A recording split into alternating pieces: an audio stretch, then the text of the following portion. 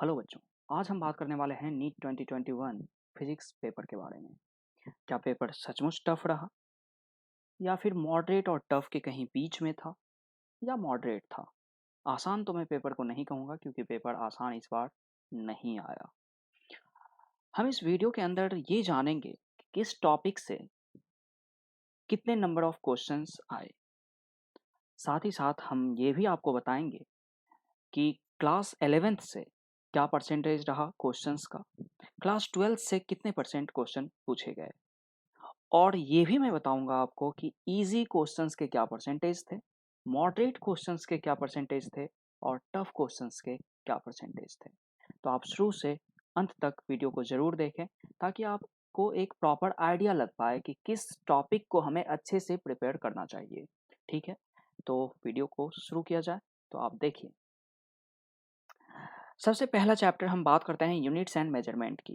तो इसमें total number of questions जो पूछे गए वो 3 क्वेश्चंस पूछे गए, जिसमें कि 2 क्वेश्चन को मैंने इजी कैटेगरी में रखा हुआ है और 1 क्वेश्चन को मैं टफ बोल सकता हूँ। ठीक है, फिर अगर हम काइनेमैटिक्स की बात करें, मोशन इन वन डायमेंशन और मोशन इन अ प्लेन, दोनों को मिला के मैंने काइनेमैटिक्स में रखा हुआ है। तो अगर मैं यहाँ पर टोटल नंबर ऑफ क्वेश्चंस की बात करूँ तो टोटल नंबर ऑफ क्वेश्चंस 3 पूछे गए, जिसमें कि 2 मॉडरेट कहूँगा मैं और 1 टफ कहूँगा। ठीक, बात करते हैं न्यूटन्स लॉ ऑफ मोशन की। तो इसमें 1 क्वेश्चन पूछे गए और ये क्वेश्चन मॉडरेट था आपका। 1 क्वेश्चन पूछा गया और वो मॉडरेट पूछा गया। हम आसान या फिर टफ नहीं कह सकते। फ्रिक्शन से कोई भी क्वेश्चन नहीं आया, फ्रिक्शन से कोई क्वेश्चन नहीं था पेपर के अंदर। सर्कुलर मोशन से कोई क्वेश्चन नहीं था पेपर के अंदर। अगर हम डब्ल्यूपी की बात करें, वर्क पावर एनर्जी की, तो उसमें 1 क्वेश्चन पूछा गया था और मैं कहूँगा कि वो नीट स्टूडेंट्स के लिए वो टफ क्वेश्चन माना जा सकता है। अगर हम ग्रेविटेशन की बात करें तो ग्रेविटेशन से टोटल नंबर ऑफ क्वेश्चंस 3 आए, जिसमें कि 1 क्वेश्चन टफ के अंदर मैंने रखा है और जो 2 क्वेश्चंस हैं वो मॉडरेट में कहूँगा। सेंटर ऑफ मास से कोई क्वेश्चन नहीं आया, हालांकि आप एनसीईआरटी में सिस्टम ऑफ पार्टिकल्स के नाम से जानते हैं, जिसमें कि सेंटर ऑफ मास भी इंक्लूड रहता है और रोटेशन भी इंक्लूड रहता है। तो मैंने सेंटर ऑफ मास को सेपरेट किया हुआ है, जिस अकॉर्डिंग मैं क्लास रूम में पढ़ाता हूँ उस अकॉर्डिंग मैंने चैप्टर्स को सेपरेट किए हुए हैं। तो सेंटर ऑफ मास से कोई क्वेश्चन नहीं था। अगर हम रिजिड बॉडी डायनामिक्स यानी कि रोटेशन की बात करें तो उसमें 2 क्वेश्चंस आए और एक को मैं इसमें मॉडरेट के अंदर रखा है मैंने, और दूसरे क्वेश्चन को मैंने टफ के अंदर रखा हुआ है। अब बात करते हैं सिंपल हार्मोनिक मोशन की। तो सिंपल हार्मोनिक मोशन से टोटल नंबर ऑफ क्वेश्चंस 2 आए, जिसमें कि एक क्वेश्चन को मैंने इजी कैटेगरी में रखा है और दूसरे क्वेश्चन को मैंने मॉडरेट के कैटेगरी में रखा है। अगर हम वेव्स की बात करें, वेव्स मतलब स्ट्रिंग वेव, साउंड वेव, दोनों में से कोई में से क्वेश्चन नहीं आया, कोई भी क्वेश्चन नहीं था वेव्स से। ठीक है, तो इसका मतलब ये नहीं है कि अगले साल वेव से क्वेश्चन नहीं आएगा। 2022 की मैं बात कर रहा हूँ कि वेव से क्वेश्चन नहीं आएगा या फिर सेंटर ऑफ मास से क्वेश्चन नहीं आएगा, ऐसा नहीं है। क्योंकि पेपर इस बार का जो पेपर बना है वो मैं बैलेंस नहीं कहूँगा, और आपको भी पता चलेगा कुछ जब आप ये पूरा देख लेंगे तो उसके बाद आपको रियलाइज होगा कि पेपर बैलेंस नहीं बनाया गया जैसे बीते सालों में बनाया गया था। ठीक है, आगे बढ़ते हैं। आप देखो मैकेनिकल प्रॉपर्टीज ऑफ सॉलिड्स, इसमें कोई क्वेश्चंस नहीं पूछे गए। फिर उसके बाद अगर हम बात करें फ्लूइड मैकेनिक्स की यानी कि मैकेनिकल प्रॉपर्टीज ऑफ फ्लूइड्स की, तो उसमें एक क्वेश्चन आए और उस क्वेश्चन को मैं मॉडरेट कहूंगा। ठीक, फिर हम बात करते हैं थर्मल प्रॉपर्टीज ऑफ मैटर की, तो इसमें एक क्वेश्चन आए जिसमें कि ये आसान ही क्वेश्चन पूछा गया था, काफ़ी आसान था क्वेश्चन। केटीजी की बात करें तो इसमें भी क्वेश्चन आसान ही आया था, मैच द कॉलम का क्वेश्चन था, आसान मैं कहूँगा। थर्मोडायनामिक्स से कोई क्वेश्चन नहीं आए, थर्मोडायनामिक्स से कोई क्वेश्चन नहीं था। अब बात करते हैं क्लास 12th के पोर्शन की। आपने देखा मतलब थर्मोडायनामिक्स से पहले तक क्लास 11th के टॉपिक चल रहे थे, अभी हम बात करते हैं क्लास 12th के टॉपिक्स के। तो इलेक्ट्रोस्टैटिक से टोटल नंबर ऑफ क्वेश्चंस 3 आए। कितने क्वेश्चंस आए? 3 क्वेश्चन। उसमें मैंने 2 क्वेश्चंस को टफ के कैटेगरी में रखा है और 1 क्वेश्चन को मॉडरेट की कैटेगरी में रखा है।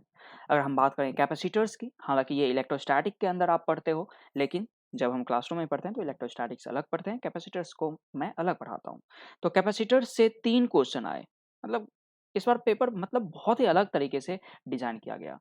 3 क्वेश्चन आए, उसमें से मैंने मॉडरेट में 1 रखा है और 2 आसान रखा है, क्योंकि पेपर मतलब ये कैपेसिटर से जो क्वेश्चन आए थे वो टफ नहीं था, ठीक है, आसान था, मतलब सीधा-सीधा फार्मूला बेस्ड क्वेश्चन। अगर डायरेक्ट एक तो फार्मूला ही पूछ दिया था, हाफ एप्सिलॉन नॉट एडी वाला, half epsilon nought E square A D, वो मतलब क्या कहते हैं उसको, एनर्जी डेंसिटी, ठीक है ना, तो वो पूछ रखा था।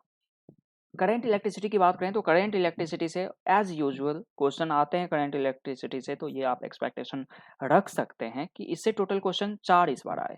इसमें से चारों के चारों क्वेश्चन ही मतलब इजी मैं कहूँगा, यानी कि 3 क्वेश्चन मैंने यहाँ पर इजी बोल रखा है, लेकिन आप अगर थोड़ा-सा भी सही मतलब सिंसियरली प्रिपरेशन आपने करा हुआ था, तो चारों क्वेश्चन ईज़ी था। लेकिन 3 क्वेश्चन को मैं मतलब स्टूडेंट को मद्देनज़र रखते हुए 3 क्वेश्चन को मैंने ईज़ी रखा है, 1 क्वेश्चन को मैंने मॉडरेट के कैटेगरी में रखा हुआ है, ठीक।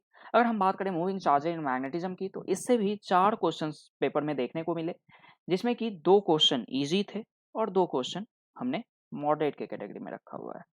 अब बात करते हैं मैग्नेटिज्म एंड मैटर। इससे कोई क्वेश्चन नहीं था मैग्नेटिज्म एंड मैटर से। अगर हम बात करें ईएमआई से, इलेक्ट्रोमैग्नेटिक इंडक्शन से, तो एक क्वेश्चन आया हुआ था और वो आसान या मॉडरेट के आप कैटेगरी में रख सकते हैं, तो मैंने मॉडरेट के कैटेगरी में रखा हुआ है, ठीक। आगे बढ़ते हैं। अगर हम बात करें एसी की, ऑल्टरनेटिंग करंट की, तो इसमें से 3 क्वेश्चन पूछे गए और 2 क्वेश्चन को मैं कहूँगा टफ था, एक क्वेश्चन मॉडरेट लेवल का था।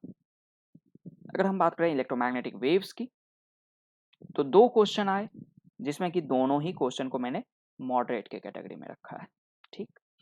अगर हम बात करें ऑप्टिक्स में, रे ऑप्टिक्स और ऑप्टिकल इंस्ट्रूमेंट्स को हम देख रहे हैं, तो इसमें टोटल नंबर ऑफ क्वेश्चंस 4 आए, जिसमें कि टफ क्वेश्चन हमने टफ के कैटेगरी में 2 रखा है और मॉडरेट के कैटेगरी में हमने 2 क्वेश्चंस को रखा हुआ है।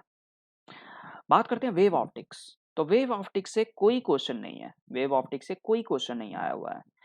अब हम बात करते हैं मॉडर्न फिजिक्स की, तो ये पूरे के पूरे टॉपिक मॉडर्न फिजिक्स के अंदर है, ठीक है ना। तो dual nature of radiation and matter से 2 क्वेश्चन आए, तो एक क्वेश्चन मैंने इजी की कैटेगरी में रखा है, दूसरा मॉडरेट में। एटम्स की बात करें तो एटम से कोई क्वेश्चन नहीं था। अगर हम न्यूक्लियाई की बात करें तो न्यूक्लियाई से 3 क्वेश्चन थे, जिसमें कि 2 क्वेश्चन मैंने मॉडरेट में रखा है, एक क्वेश्चन मैंने टफ के कैटेगरी में रखा है। अगर हम बात करें सेमीकंडक्टर्स एंड डिवाइसेस की, तो इसमें 3 क्वेश्चन आए, जिसमें कि एक को मैंने टफ के कैटेगरी में रखा है और बाकी 2 क्वेश्चंस को मैंने मॉडरेट के कैटेगरी में रखा है। कम्युनिकेशन सिस्टम से कोई क्वेश्चन नहीं आया। तो ये रहा आपका टॉपिक वाइज, यानी कि चैप्टर वाइज किस चैप्टर से कितने क्वेश्चंस आए टोटल और कौन से इजी थे, कितने क्वेश्चन मॉडरेट आए, कितने टफ आए, वो हमने एनालिसिस देखा। अब अगर हम ओवरऑल क्वेश्चन के परसेंटेज की बात करें कि क्लास 11th में कितना क्वेश्चन पूछा गया, कितना परसेंटेज था क्वेश्चन का क्लास 11th से, कितना परसेंटेज था क्लास 12th से, तो वो आपको मैं बताता हूँ। देखो, ये जो आपको दिख रहा है, ये 64% जो आ रहा है, ये आपका क्लास 12 से आ रहा है, ठीक है। इस बार क्लास 12 से काफ़ी ज़्यादा वेटेज रहा क्वेश्चन का, 64%। आप समझ सकते हो 64%। बैलेंस पेपर नहीं है, इसलिए मैंने कहा पेपर बैलेंस नहीं था। 64% आपका क्लास 12 से आ रहा है, 32% इस बार आपका क्लास 11 से आया हुआ है। आप देख रहे हैं पेपर को।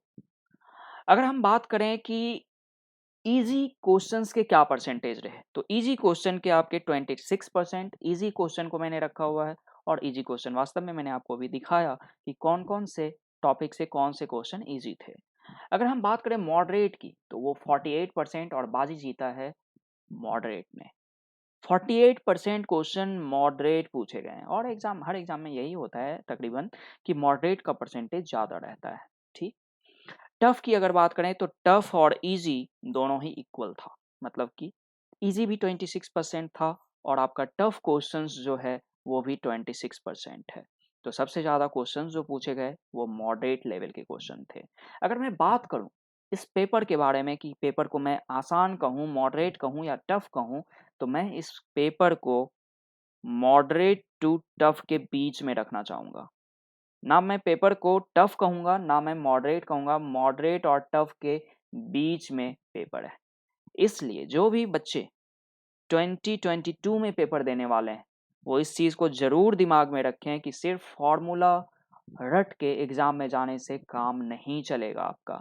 आपको अच्छे लेवल से पढ़ाई करना होगा फिजिक्स के अंदर। और एक बात तय है कि फिजिक्स ही आपको सिलेक्शन दिलाएगा, क्योंकि आप बायो का क्वेश्चन देखो या फिर केमिस्ट्री के, तो वो इजी और मॉडरेट के तौर पे आप रख सकते हैं, और अधिकांश बच्चे बायो में अच्छा स्कोर कर रहे हैं, केमिस्ट्री में अच्छा स्कोर कर रहे हैं। तो आपको सिलेक्शन दिलाएगा कौन? तो सिलेक्शन आपको सिर्फ फिजिक्स दिला सकता है, अगर आपने फिजिक्स सही से पढ़ रखा है तो। और साथ ही साथ आप जितना अच्छा प्रिपरेशन दे सकें फिजिक्स के अंदर, उतने लेवल से, सही लेवल से पढ़िए, ठीक है।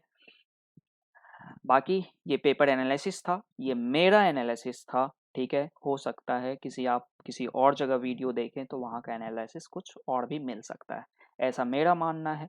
बाकी आप अपने अकॉर्डिंग भी पेपर को चेक कर सकते हैं कि किस पोर्शन से किस तरह का क्वेश्चन आया, और ये करना बहुत ज़रूरी है अगर आप एग्ज़ाम दे रहे हैं तो। अगर आप सिंसियर हैं तो आपको ये चीज़ ज़रूर ध्यान देना चाहिए कि किस टॉपिक से क्या वेटेज रहा, क्योंकि ये हेल्प करता है आपको एग्ज़ाम में, ठीक है। आई होप कि मतलब सारा कुछ आपको पता चला होगा कि किस तरीके से क्वेश्चंस पूछे गए हैं नीट 2021 के अंदर, ठीक। Thank you. मिलते हैं फिर हम लोग किसी अगले वीडियो में।